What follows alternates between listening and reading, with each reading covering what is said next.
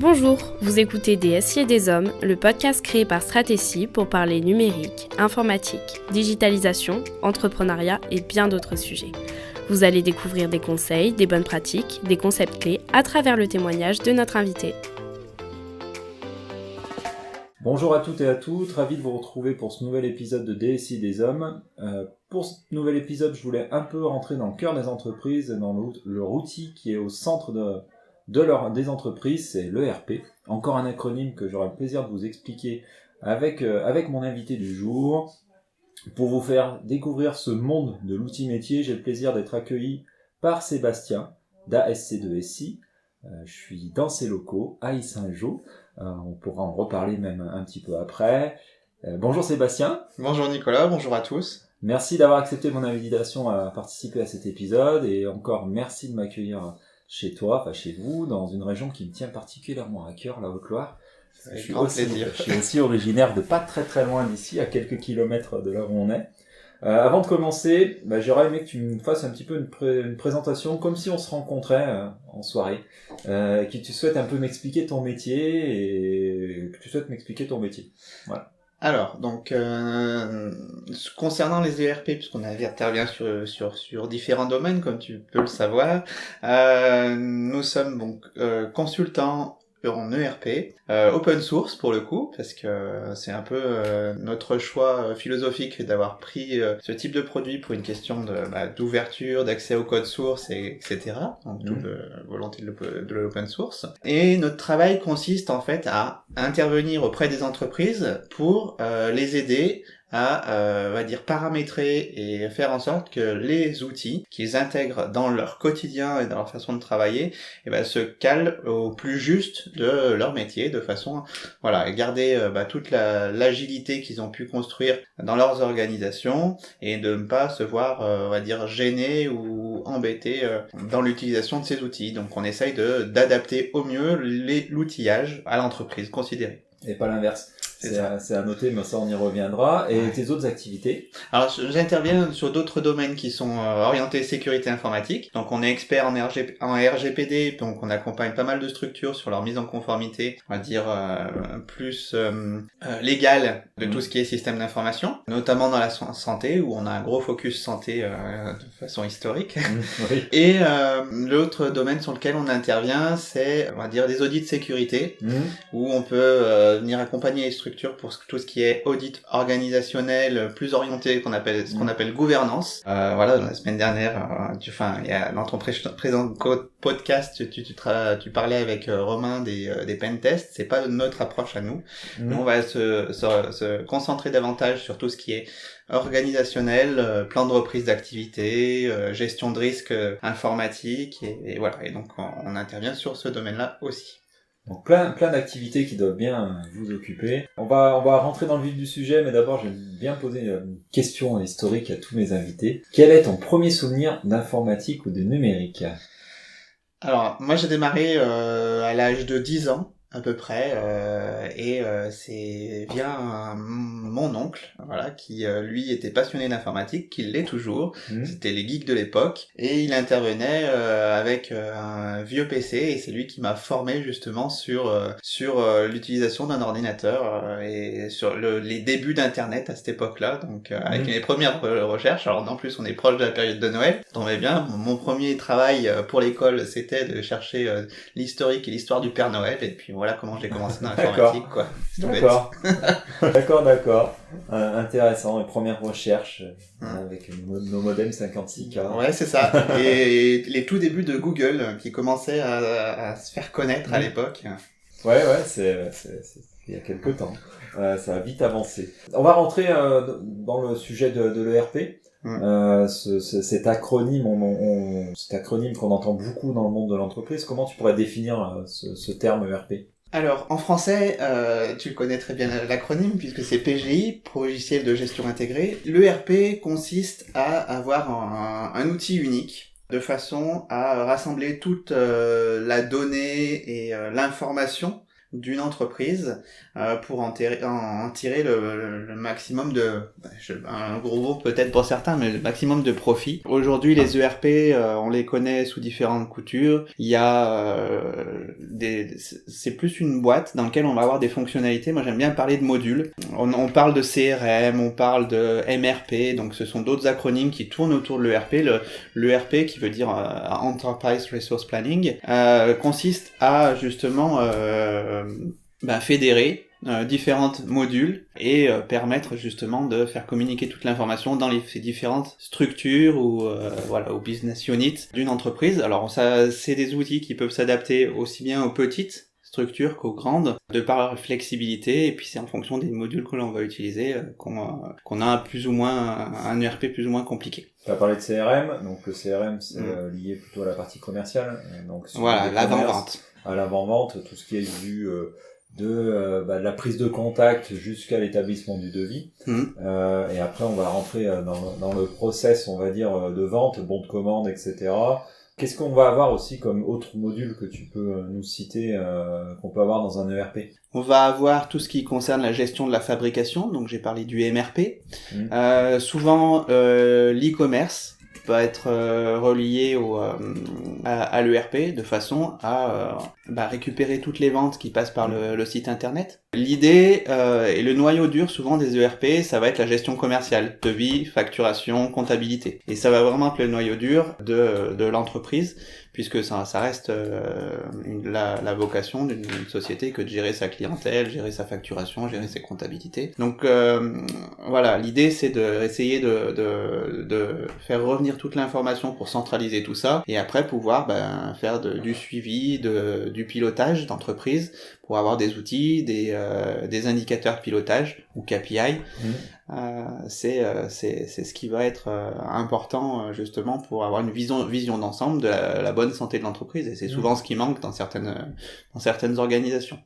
Si j'essaye d'un peu de résumer ce que tu dis, c'est qu'en fait le RP, c'est d'avoir une base de données, on va tout retrouver dedans. Oui. En gros, j'exagère, on va dire, mais toute la vie du prospect, client, toute la vie un peu de l'entreprise. Oui, tout à fait. Ouais, c'est bien ça. Et puis justement, donc le module CRM, lui, va s'orienter sur tout ce qui est gestion des opportunités, la relation client. Et puis de façon aussi, le CRM a une vocation à faire un suivi tout au long de la relation entre l'entreprise et le client. Donc on peut y tracer toutes les informations qui sont affiliées. Donc il y a une base contact qui est au cœur de l'outil. Ensuite, on passe souvent par la phase devis qu'on envoie avec la gestion de la commande, puis le module inventaire si jamais il y a besoin de gérer des produits à livrer ou si on est sur du commerce de matériel. La facturation une fois que tout est établi, et ensuite il y a la relation comptabilité puis suivi comptable. Donc après souvent on a un cabinet comptable, on s'interface avec les outils du cabinet comptable de façon à garantir qu'on puisse produire tout ce qui est document on va dire réglementaire par rapport à... Et je pense que par rapport à tout ce que tu dis, tout ce qu'il y a en termes de modules, l'entreprise aussi va choisir ce qu'elle peut mettre en place. On reviendra tout à l'heure un petit peu sur les méthodologies aussi, comment on peut mettre en place ce type d'outils, mais on n'est pas obligé de tout mettre en place tout en même temps. On peut non, y aller, au contraire, c'est très important d'y aller tout doucement. Enfin, je veux dire, il y a une gestion du changement qui est essentielle dans ce type d'outils. Voilà, donc comme souvent, c'est les premières briques que l'on met, c'est devis, facture, devis, facture.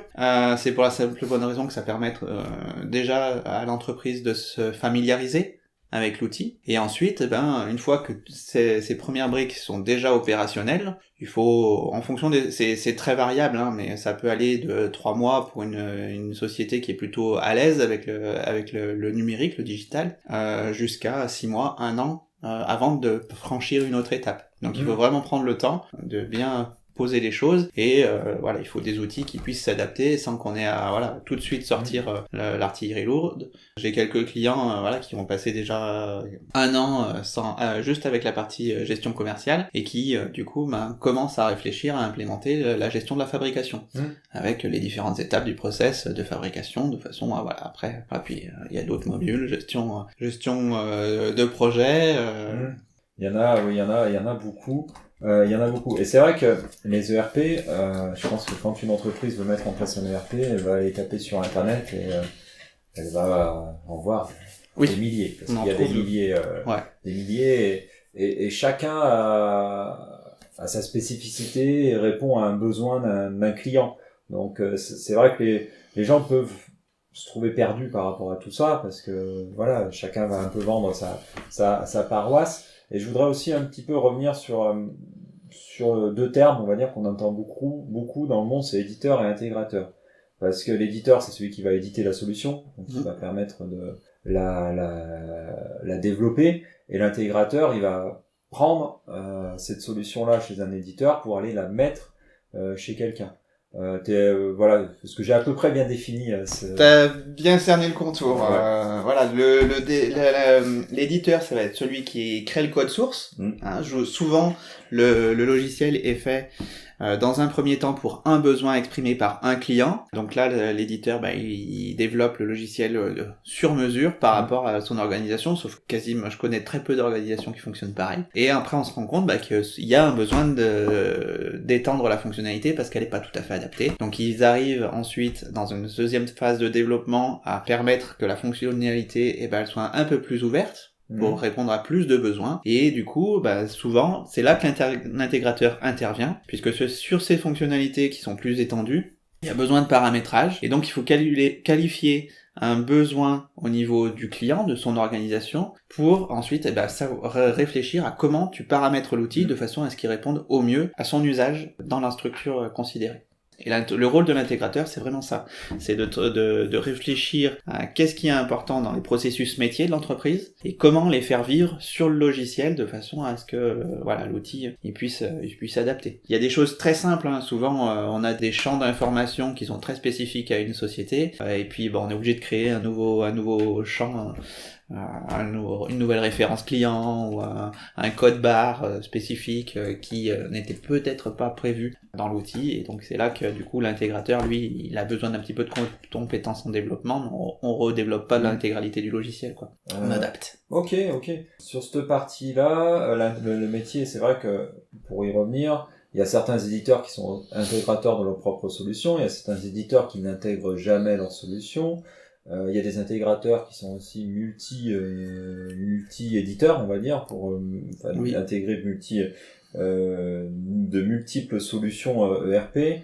Après, il y a aussi différents choix aussi entre ce que tu disais, le côté open source ou le côté plutôt standard, on va appeler ça propriétaire, voilà. C'est quoi les principales différences entre ces deux types d'éditeurs, on va dire, open source et standard et propriétaire? Alors déjà sur la partie logiciel propriétaire et logiciel open source, on est sur deux philosophies complètement différentes. Le logiciel propriétaire, seule la société qui crée le logiciel connaît le code du logiciel. Ça peut avoir ses avantages et ses inconvénients. Personnellement, je vois plus d'inconvénients que d'avantages, mais ça c'est un point personnel. Le code étant masqué, il n'est pas accessible à tous, donc on a plus de difficultés à connaître son organisation, à le pirater si jamais il y avait besoin. Mais en même temps, ça reste opaque. Donc dès qu'un client veut faire une modification, puis si jamais il y a un petit souci de relation avec l'éditeur, on est vite frustré, et puis souvent l'outil part à la poubelle et on en change parce que on rentre dans un fonctionnement qui finalement, pour des raisons souvent budgétaires, vont rendre l'outil inutilisable dans la structure. Le volet open source, c'est un peu différent, c'est-à-dire que c'est le logiciel, il est accessible librement ou parfois via un abonnement, mais n'importe quel client va pouvoir accéder au code du logiciel. Et après, à partir de là, il a la possibilité de se consulter soit l'éditeur lui-même, parce que c'est quand même l'éditeur qui a conçu le logiciel, donc c'est souvent plus facile de négocier avec lui pour étendre certaines fonctionnalités ou d'accéder directement aux données, soit de consulter d'autres entreprises qui, comme elles ont accès au code, peuvent aussi remettre en concurrence le développement. Et moi, ce que je vois de très intéressant souvent sur l'open source, c'est que, étant un code partagé, il est, on va dire, challengé davantage par d'autres développeurs qui sont parfois juste des développeurs qui font ça sur leur temps libre et qui ont trouvé l'outil intéressant et qui du coup vont aller vérifier qu'il n'y ait pas de vulnérabilité. Et même l'Agence nationale de sécurité des systèmes d'information conseille de s'orienter sur des solutions open source pour la transparence vis-à-vis du code et ne serait-ce que le fait que les communautés autour de ces outils-là peuvent faire évoluer et se garantir qu'il y a un regard externe et multiple sur des failles de sécurité potentielles avec la possibilité de les patcher, de les corriger. Donc voilà l'intérêt de l'open source. Je vais essayer de dresser un panorama des outils, on va dire, en citer quelques-uns, mais c'est vrai que souvent quand on parle de RP, on entend parler, comme tu dis, dans ceux qui sont propriétaires des gros type SAP, type Microsoft, parce que Microsoft Dynamics. aussi avec Dynamics à son ERP, type Oracle aussi, Oui. ou Infor. Donc là, on est dans des gros ERP, souvent qui sont adaptés à des, on va pas dire à des grosses structures parce que c'est pas le terme, parce qu'il peut y avoir des petites structures avec un fort potentiel ou un fort chiffre d'affaires qui vont avoir besoin de ce type d'outils. Et après, tu vas en avoir d'autres aussi qui sont sur le marché, comme Divalto, comme Sage, avec ses différentes gammes de produits, comme Cegid aussi avec ses différentes gammes de produits. Tu peux avoir du Silop, Après, tu vas avoir aussi des solutions qu'on va appeler, qui vont être plus verticales. Plus verticales, c'est-à-dire qui vont être pour certains domaines, on va dire, BP par exemple, BP. Qui est beaucoup plus orienté comptabilité, mais qui en fait, depuis quelques années, a tendance à ouvrir son portefeuille de fonctionnalités pour aller se développer sur un marché plus large. Mais voilà.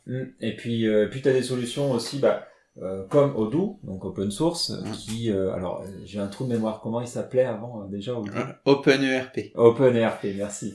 Donc OpenERP qui existe depuis quelques années déjà, mais t'as aussi des outils plus verticales qui sortent un peu d'OpenERP, comme OpenProd. Je sais pas, tu le connais, qui est aussi qui est plus orienté gestion de production pure. Et t'en as vraiment des tonnes. Enfin, on peut en citer. Puis après, tu vas avoir aussi certains ERP, on parle plus de ERP, qui vont avoir qu'une brique. Brique du module. CMS par exemple. Le WMS aussi pour la gestion des stocks. Exactement. Où tu vas avoir des sociétés comme ceux qui développent anciennement Asis. Désolé, j'ai plus le nom, qui est à Saint-Étienne, qui développe son WMS. Tu vas avoir aussi des sociétés qui sont plus spécialisées CRM, qui font que du CRM. Voilà, en fait, t'as un panorama qui est hyper important, très grand, très large, très large, et chaque outil a sa spécificité, va répondre à un besoin d'un client. Donc, il va y avoir, on en parlera peut-être tout à l'heure, des critères qui peuvent permettre de choisir un ERP, mais il n'y a pas que le critère budget.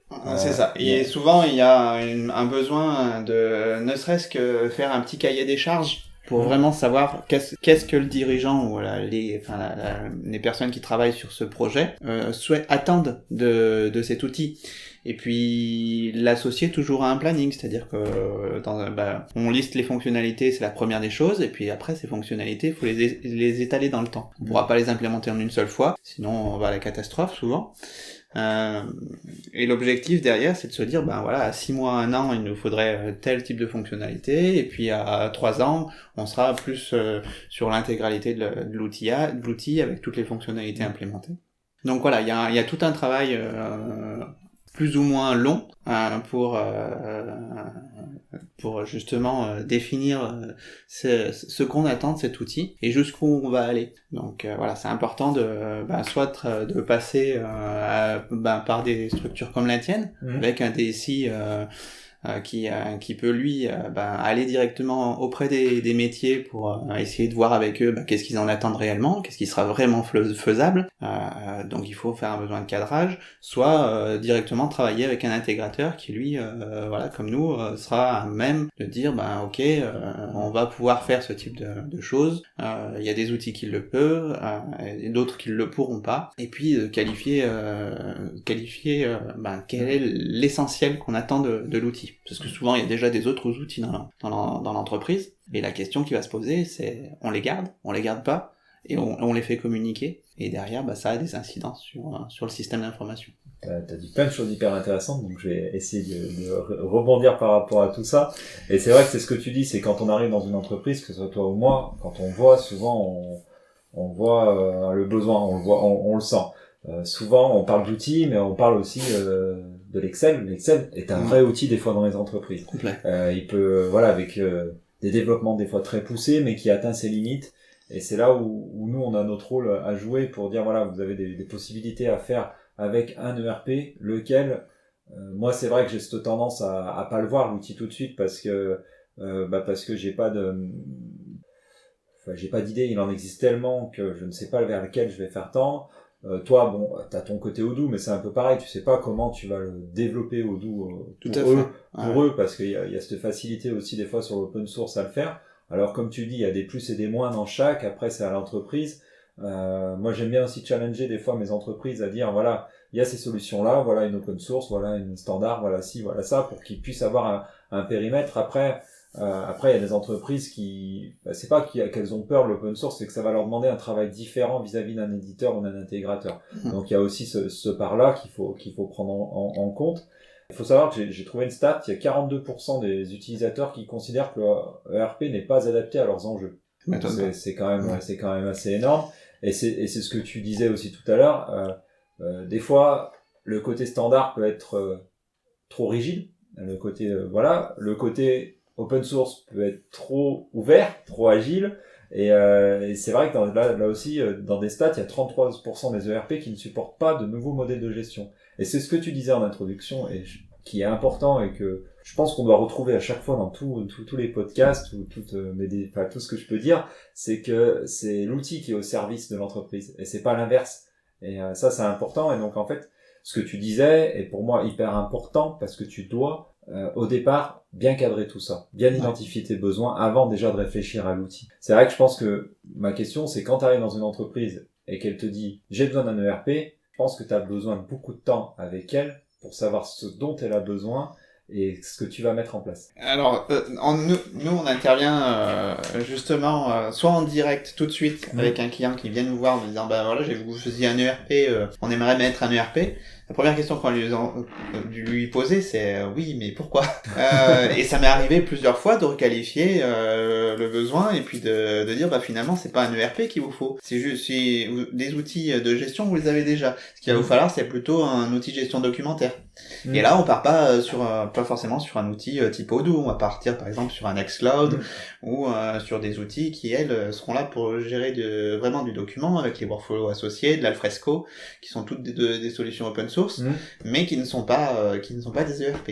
Donc voilà, ça reste une brique d'un ERP quand même. Ça peut être une Alfresco qui est une GED, donc une gestion électronique des documents, reste une brique d'un ERP parce que souvent les gens quand ils veulent faire ERP, ils pensent dématérialisation. Ouais. Ils pensent cette notion de digitalisation des processus métiers qui est important. Et en fait le ERP n'est, et ça tu me confirmes, le ERP il n'y a pas forcément de GED dedans.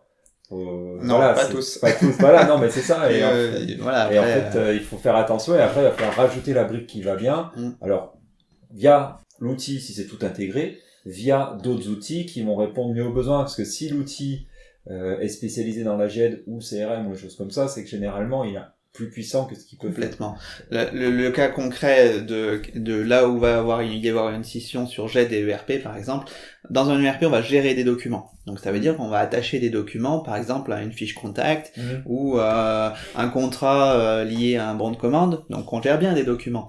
Mais si une société derrière, elle veut gérer un processus de validation documentaire. Par exemple, j'ai un process qualité. Ce processus qualité consiste à faire un premier brouillon d'une procédure qualité. Ensuite, on l'envoie à un groupe qui va relire cette procédure et qui va ensuite la valider. Puis après, il y a un cheminement auprès du directeur général pour signature, validation et ajout dans l'espace documentaire qui est mis à disposition de toute la structure de façon à ce que la procédure soit appliquée en interne. Là, ce process est généralement pas disponible dans la plupart des ERP et on est obligé du coup il nous faut un autre outil qui lui soit plus à même de gérer tout ce workflow de la vie du document en fait. On voit qu'on peut aller très loin. Oui. Voilà, on pourrait faire un autre podcast sur la GED ou ces outils-là.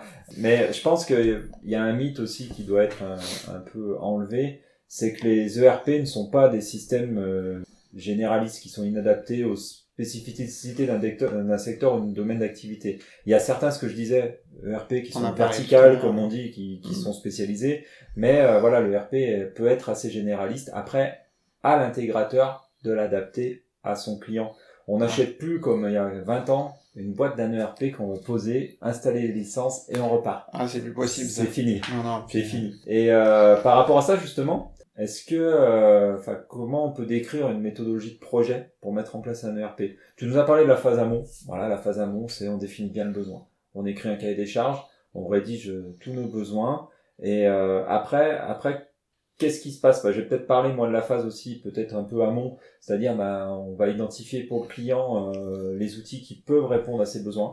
Donc, comme on l'a dit, dans le panorama hyper important de tous les outils qu'il peut avoir, on va questionner les différents éditeurs ou intégrateurs de solutions pour leur dire voilà, j'ai cette typologie de client, il a ce besoin, voici qu'est-ce que vous pouvez faire, est-ce que ça peut répondre, oui, non, hop, on passe à autre chose, on en propose quelques-uns aux clients et on va analyser ces offres, on va leur demander de faire une offre, on va les auditionner pour que le client aussi puisse se rendre compte de la solution, et après, t'es choisi en tant qu'intégrateur. Comment ça se passe? Il y a une chose qui est très très importante, c'est la démonstration de l'outil. On est toujours dans la phase de sélection. Oui, c'est vrai. Et sincèrement, choisir un outil, c'est aussi choisir sa convivialité et avoir la possibilité peut-être de le tester un petit peu. Donc ça pour voir un peu en termes de visuel si il est facile, intuitif. Voilà, ce qu'on appelle l'IHM, donc l'interface homme-machine, elle est propre à chaque outil et chaque personne y est sensible de façon différente. Donc ça c'est essentiel de bien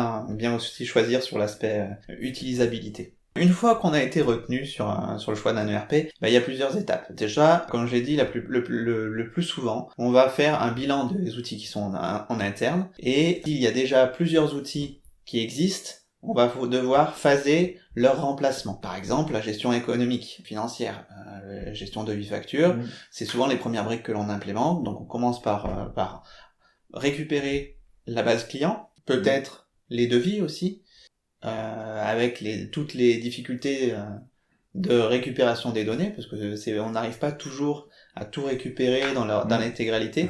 On a souvent des problèmes de format en fait sur les différents logiciels. Ce qui va se passer, c'est que l'outil initial, il encodera peut-être le nom et prénom du client dans un seul même champ, tandis que dans le nouvel outil, ce sera séparé dans deux champs différents. Et là, va se poser la question de savoir comment détecter et réintégrer ces informations dans le nouvel outil. Donc, il y a toute une phase de qualification, nettoyage des données qui est à faire. Et c'est un travail qui est souvent fait en relation avec l'intégrateur et le client pour bien épurer et garantir que les données soient exploitables a posteriori. Donc on va faire ça sur la base client, sur la base article aussi, puisque souvent il y a toute une base article qui est nécessaire. Si elle n'est pas structurée dans l'ancien outil, c'est partie des réflexions qu'on va mener. Et une fois qu'on a fait ce travail de préparation, on rentre dans la formation des utilisateurs, on les accompagne sur comment utiliser l'outil, avec une formation on va dire sur étagère où on apprend les rudiments du logiciel, et une fois que cette formation va être faite, il faut rentrer aussi dans une phase d'échange avec les utilisateurs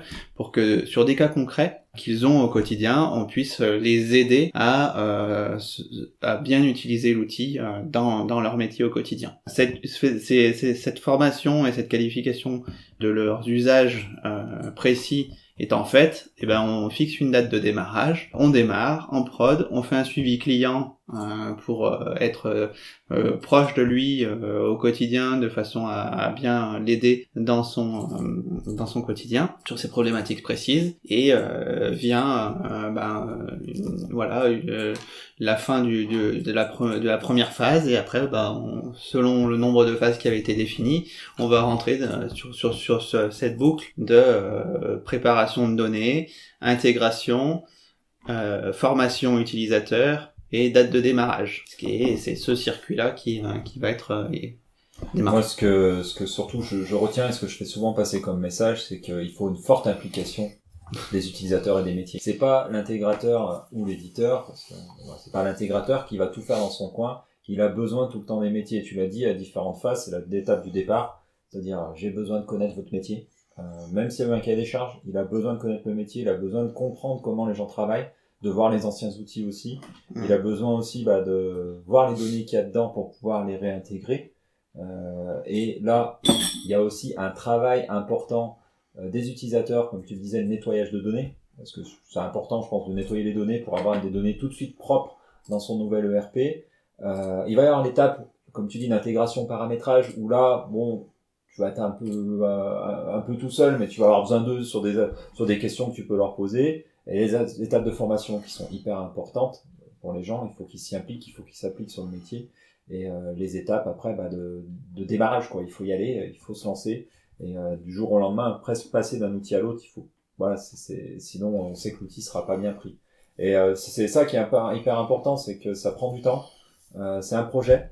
Beaucoup de projets ERP. Les gens pensent que ça va se faire sur un claquement de doigts et en un mois. Non, c'est pas ça. C'est ce que tu disais, ça peut être entre 3, 6 mois, 1 an. Voilà, il y a l'ISO-périmètre à reprendre, mais après, il va y avoir d'autres choses et on est toujours dans l'amélioration continue. Je pense que t'as des clients que tu suis quasiment depuis les débuts de ton entreprise. Ah oui, tout à fait. Ouais, que t'as fait évoluer. J'interviens toujours, alors que voilà, ça fait déjà plus de 3 ans qu'on existe.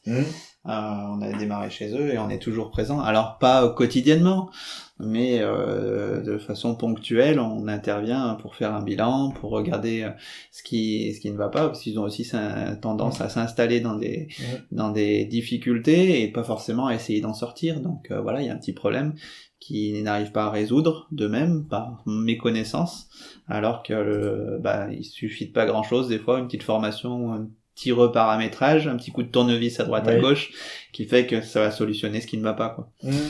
Et je pense que c'est important, cette relation que doit avoir l'entreprise avec son intégrateur, c'est primordial. C'est ce qu'on disait dans les critères de choix. Il n'y a pas que le critère budgétaire, il y a le critère, comme tu disais, outil, ergonomie, voir l'outil dans sa phase de démonstration en amont pour se dire est-ce qu'il me correspond, parce que bon, toi c'est Odoo, mais un Odoo va très bien correspondre à une entreprise. Tu vas aller voir une entreprise, ça va pas du tout leur correspondre parce que ils aiment pas l'ergonomie, ils aiment pas, voilà, il peut y avoir plein de choses et c'est important, ce qui va se dire, tiens, là, je trouve que j'ai trop de clics. C'est souvent ça, voilà, je trouve. Et s'ils voient pas l'outil, s'ils achètent juste quelque chose sur papier avec un beau devis, je trouve que c'est pas le bon choix. Tu parlais du relationnel intégrateur client, elle doit être continue dans le temps.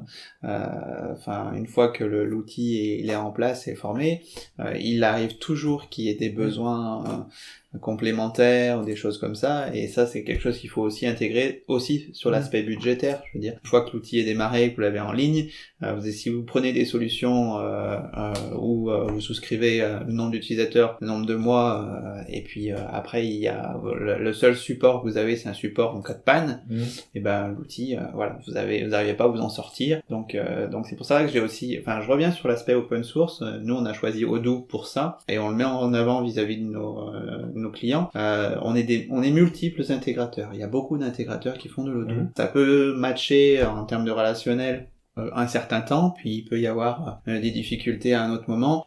C'est important en tout cas pour nous de pouvoir leur dire si jamais un jour ça se passe plus bien pour X raisons, vous pouvez vous retourner vers d'autres experts, d'autres intégrateurs qui sauront aussi vous conseiller. Donc vous perdez pas tout le temps et toute l'énergie que vous avez mise dans cet outil-là, et vous pouvez aussi rebondir avec d'autres structures si jamais ça faisait plus entre nous. Donc c'est primordial dans ce que tu vas dire. C'est vrai que dans le choix d'un ERP, des fois il faut regarder aussi l'intégrateur s'il est multiple. C'est sûr que ça peut être un avantage de dire ok, ça marche pas avec une entreprise, je peux aller en voir une autre. Et je peux avoir le choix des autres. C'est pas toujours l'outil qui est mauvais en fait, ça peut être aussi que il y a une mécompréhension entre l'organisation de l'entreprise et l'intégrateur. Et puis c'est pas toujours l'outil qui est mauvais, ça je te rejoins. Et des fois dans des prospects, clients que je peux rencontrer, des fois on se rend compte que les gens pensent tout de suite que c'est l'outil qui est pas le bon, mais des fois non, c'est que leurs besoins sont pas identifiés, c'est qu'ils n'ont pas écrit le cahier des charges, et que finalement peut-être que l'outil va bien, mais voilà, ils n'ont pas su le faire évoluer. Il y a beaucoup d'entreprises où j'arrive, ça fait 15 ans que l'outil n'a pas évolué, ça fait presque 15 ans qu'ils n'ont pas vu l'intégrateur, le consultant sur place. Voilà, il y a aussi ce côté-là, il y a aussi la relation à avoir, qui est primordiale pour moi, et de se dire demain, voilà, faut savoir. Alors, autant l'outil ne doit pas transformer la société, mais parfois, certaines organisations doivent un petit peu changer pour que les méthodes se facilitent et évoluent aussi. Donc, ça peut être un moment de changement pour l'entreprise, je pense qu'on a fait à peu près le tour de cette partie-là. On pourrait en parler encore des heures et des heures. On va conclure, on va dire, sur tes questions un peu plus personnelles que je pose. Si tu dois nous parler de l'un de tes échecs, d'une difficulté, doute, lequel ce serait, et surtout quel enseignement tu as pu en tirer? Alors, il nous est arrivé d'avoir préparé un outil, de l'avoir installé, d'avoir formé les utilisateurs, et que la mise en prod ne démarre pas. C'est le vrai échec qu'on a connu, et en fait la difficulté, c'était une structure qui en termes d'organisation était pas forcément stable, qui pensait qu'en changeant d'outillage et en mettant un outil plus moderne, plus accessible, ça marcherait mieux. Malheureusement, ça ne suffisait pas. Et tout à l'heure, tu parlais d'implication des utilisateurs. C'est là que c'est essentiel. C'est-à-dire que si les utilisateurs ne prennent pas l'outil en main, ne l'utilisent pas, et se disent pas, allez, go, on y va, c'est là que les projets tombent à l'eau, parce que du coup, ils se sont pas mis en tête de passer le cap, quoi, de franchir le pas. Et c'est ça qui nous est arrivé. Et qu'est-ce que tu t'es mis des alertes par rapport à ça, par rapport quand tu vas maintenant chez des prospects, par rapport à ça, dire. On a décidé de nommer un utilisateur qui est référent de projet. D'accord. Voilà. Ça, c'est essentiel, c'est-à-dire que il faut éviter d'avoir multiples interlocuteurs, qu'il y a toujours un chef de projet sur le sujet, et même si ce chef de projet, il a une casquette globale, rien n'empêche que pour certaines spécificités, on puisse nommer des sous-chefs de projet par module, par exemple. Mais voilà, il faut bien cadrer les différents rôles de chacun. L'autre point d'alerte sur lequel on essaye d'être vigilant, c'est quand il y a un dirigeant, donc un décideur, qui n'est pas impliqué. Personne décidera à sa place, forcément. Et c'est là qu'on alerte, qu'on dit attention, nous, si il y a un moment vous n'êtes pas présent pour dire ok go, on franchira jamais le cap.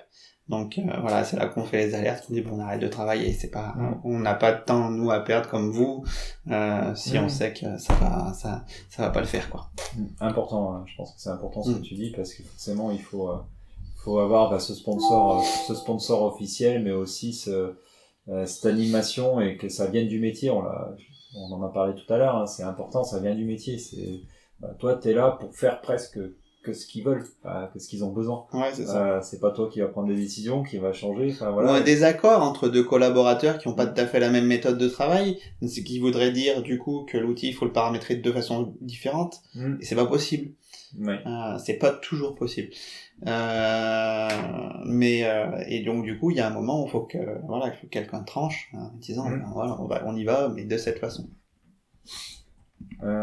Ok. Et une dernière petite question, si tu avais un livre, une série ou un film à nous conseiller, qui soit en rapport avec le numérique ou autre, hein, peu importe, hein, quelque chose qui t'inspire, je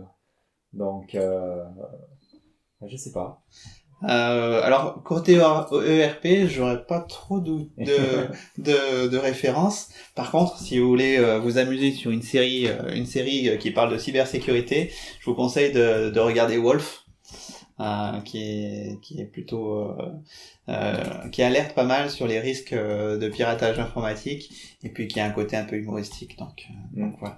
Ok, très bien, c'est noté, je le mettrai bien dans les références dans le podcast. Si tu avais à conclure, quel est ton mot de la fin?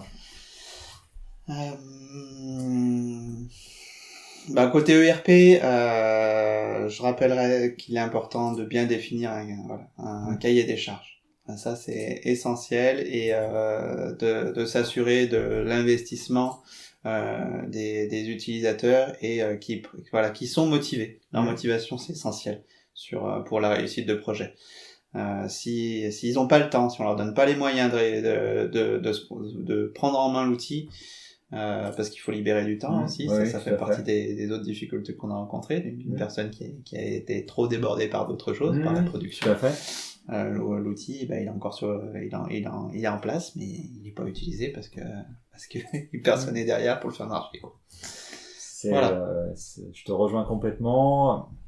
Moi, si j'avais à conclure, c'est vrai que c'est important d'avoir trouver quelqu'un en face pour le client qui ait cette capacité d'écoute, d'analyse et d'accompagnement. On est sur de l'humain, même si derrière c'est des process, des chiffres, etc. On est sur de l'humain et c'est un projet. Voilà, et ce projet-là va prendre du temps, et il faut que tout le monde soit impliqué, et puis c'est important, c'est quand même le cœur d'une entreprise. Et ça peut mettre en péril une entreprise si le projet est mal choisi, si le projet est mal mené. Donc ça, pour moi, c'est ma conclusion. Merci à nos auditeurs de nous avoir écoutés. Merci Sébastien et Marion de m'avoir accueilli pour faire ce petit podcast. On peut te retrouver un petit peu sur les réseaux sociaux, site internet, LinkedIn et sur le site internet. Je mettrai les liens aussi pour que les gens puissent te retrouver. Si vous avez des questions à propos du système d'information, n'hésitez pas à nous contacter via Facebook ou LinkedIn. Abonnez-vous sur votre plateforme d'écoute pour ne pas rater nos prochains épisodes. N'hésitez pas à partager, à nous noter aussi sur les différentes plateformes d'écoute. À bientôt sur DSI et des hommes. Merci, au revoir.